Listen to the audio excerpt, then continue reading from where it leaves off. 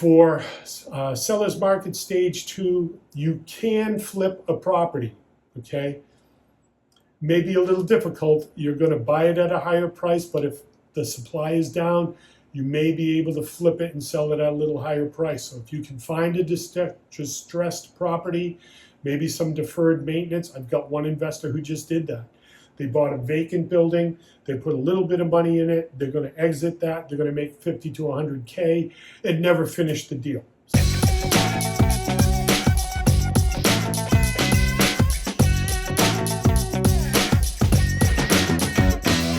Hey, what's up, all of my real estate peeps? This is Brian Lucier from the Why Not Real Estate Podcast with another Golden Nugget. In the Golden Nuggets, we will unpack a tip or tactic or some technique and just unpack it and give you all the details that we can share with you. These are really good for your notebooks if you want to take notes and watch the yellow ones and kind of get into my head and what I've learned over the past 2 decades. So in our last Golden Nugget, we unpacked from RE Mentor the 4 stages of a market cycle. In this particular Golden Nugget, I want to have blinders on and just talk about where I think we are today.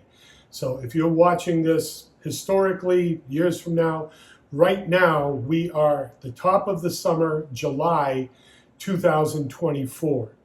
And where I believe we are in the market right now is a seller's market stage 2, with 1 foot still in a seller's market stage 1 and 1 foot going forward into a buyer's market stage 1. So why are we kind of stuck in between these two, and what's got us in the suspended state of animation? Well, in the 2 different market cycles I've been through so far, I've seen pretty much the same thing happen. Now, in the last one, this is where it was really different.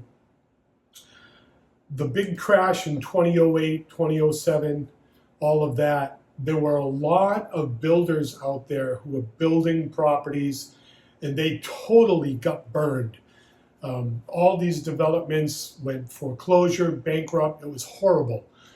Falling knives everywhere. All these projects just foreclosed. Anybody who was able to buy them bought them pennies on the dollar. They had to finish them, which was really hard to do. But then that was it. I don't think since that time there has really been a push for construction in our rental market here in Massachusetts and probably across the country as well. Now, another factor that kind of slammed on the brakes here was COVID, because first, we've got the market tanking and all these investors, all these developers are losing developments left and right. Second, we have COVID that happened, right? And that just shut down supply and demand totally, right? This is 2020. Horrible, right? Now, we can't get materials, we can't get supplies. So what does that do? Supply and demand. It puts the cost of building through the roof.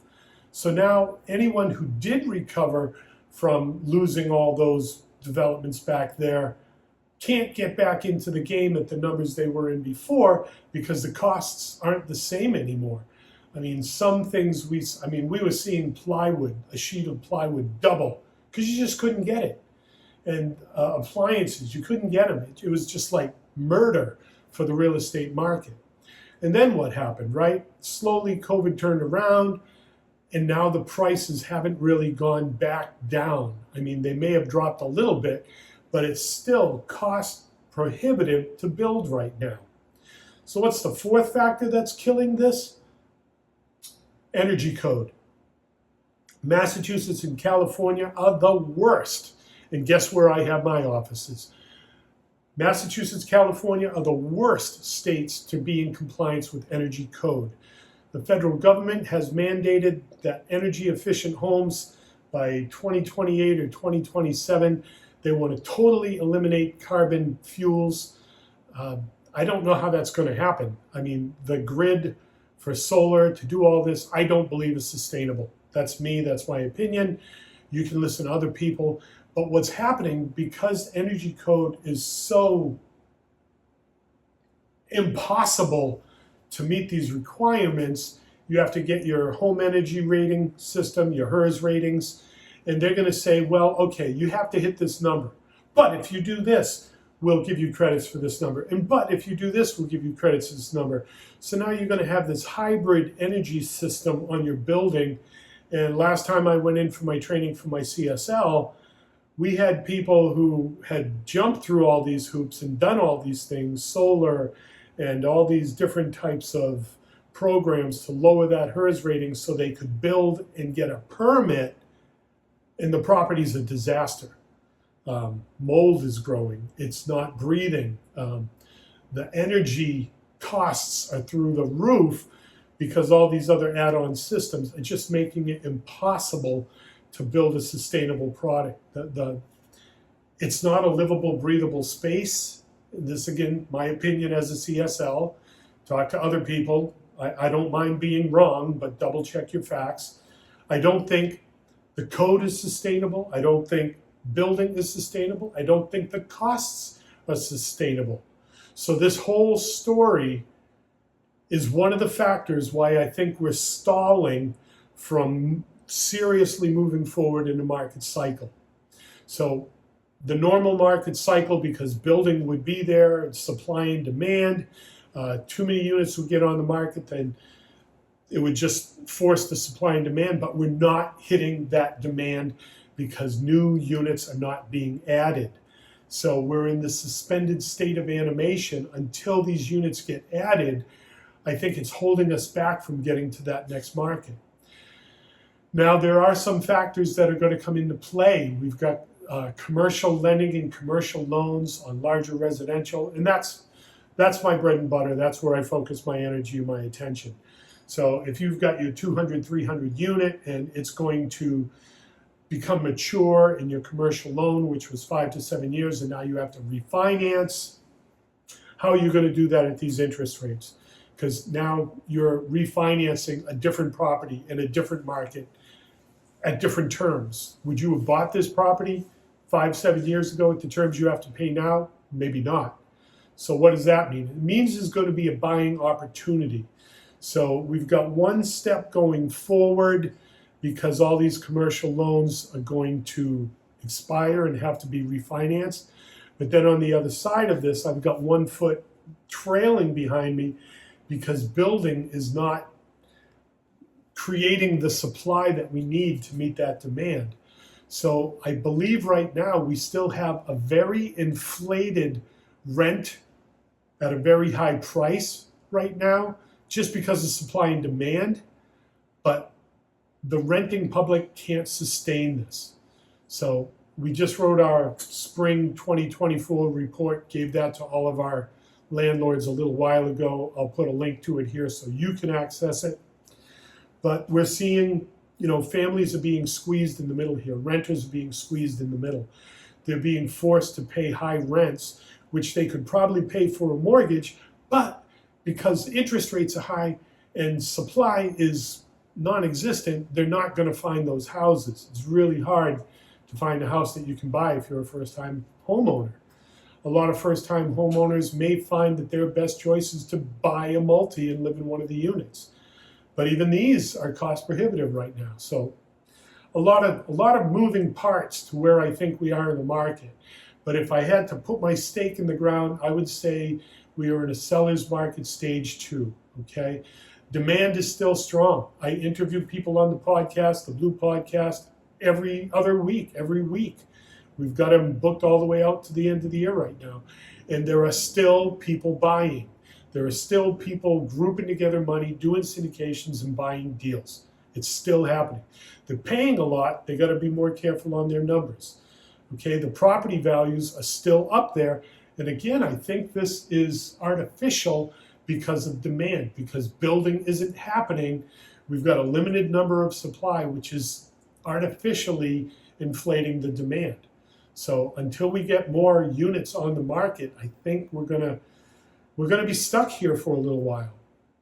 So job growth, been a pretty strong job market right now.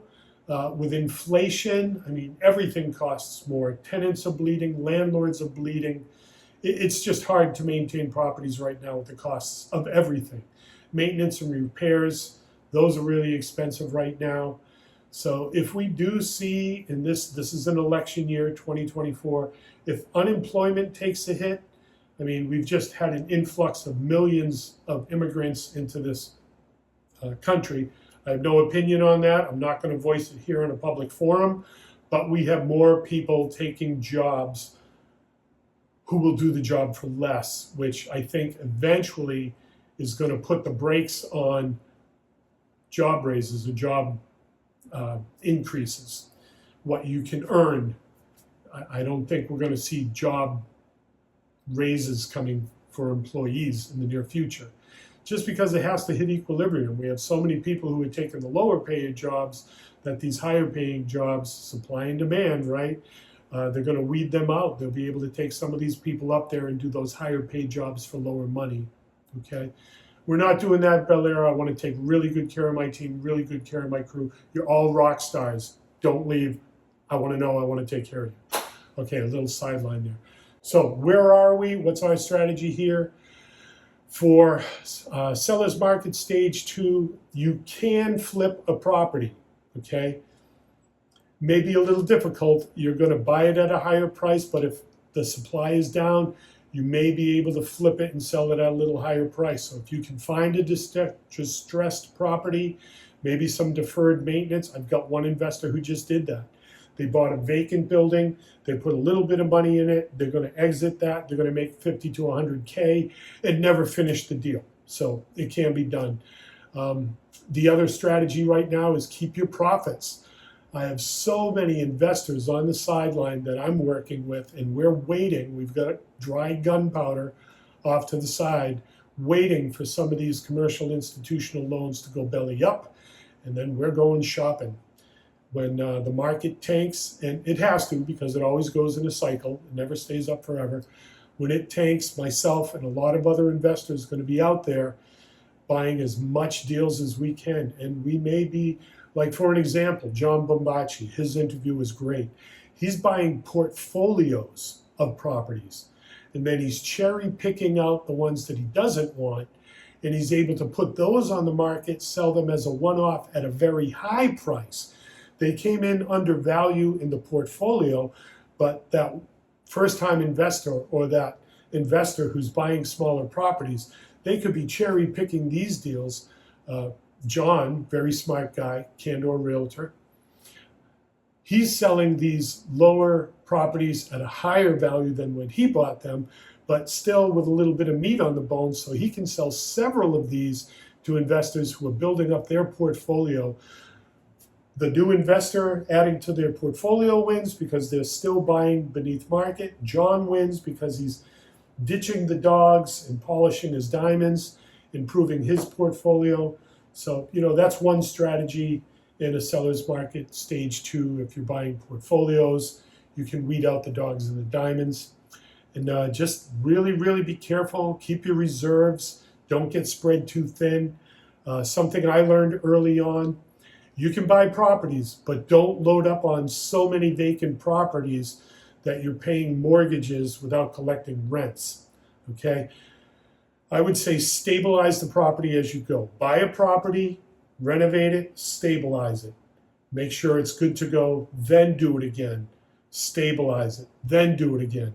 The temptation is there, well, I can buy this one, and I can buy this one, and I can buy this one, and now you've got 9 to 12 properties, vacancies that you're trying to stabilize, and you can't do it because you don't have the cash flow. If you stabilize as you go, you'll have cash flow, you'll have stability, that property will be up and running. You can do it again, you can do it again, you can do it again. Okay, and then the tactic we used when we did finally turn from buyer's market stage 1 back into a buyer's market stage 2 and started going up, gravy train. Because this is the market where you can refi, suck out your equity, no tax on that, reinvest it into the property. And when we started out, within 3 to 5 years, we turned $40,000 investment on our first property, which now I know I put too much down payment.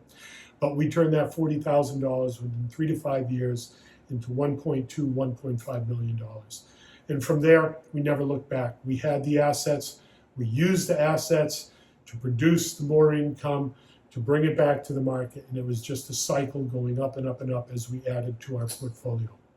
So just to cap this up, right now, summer, July 2024, my belief is that we are in a seller's market stage 2 with 1 foot back in a seller's market stage 1 because we're not getting new construction or inventory, and 1 step going forward that we're not able to progress into buyer's market stage 1 because we're being held back in inventory. And it's way harder to build. Again, because prices went up, because energy code got harder. There's less tradesmen. Last time I took my CSL, we were down to 3,600 CSLs in the state of Massachusetts, and more of them are not renewing, and more of them are not signing up. So it's going to be harder to build because there'll be fewer people to pull the permits. So don't know where that's going to end up, but I love real estate. I enjoy the ride, and I hope that this has been beneficial to you. If there were some concepts in here that you heard for the first time or haven't heard before, rewind it. Take some notes, educate yourself. That's why I'm doing all this. It's free. I want to put it out there. I want to help educate as many people as I can. Follow the path I paid without stepping on the landmines I stepped on. If you can avoid those and learn from my mistakes, you'll be way better off in the future. I hope this helped. Hope you learned something. If you did, share it. Absolutely hit that like button. Hit the subscribe button. We'll get you on our mailing list. We'll let you know every Friday at 6 a.m. we have a new episode that comes out. They alternate yellow and blue. Yellow are the gold nuggets. Blue are the interviews with seasoned real estate investors, both large and small. All right, my gentlemen, ladies, all my real estate peeps, this is Brian Lucier from the Golden Nugget, Why Not Real Estate Podcast, signing off, and we will see you on the next one.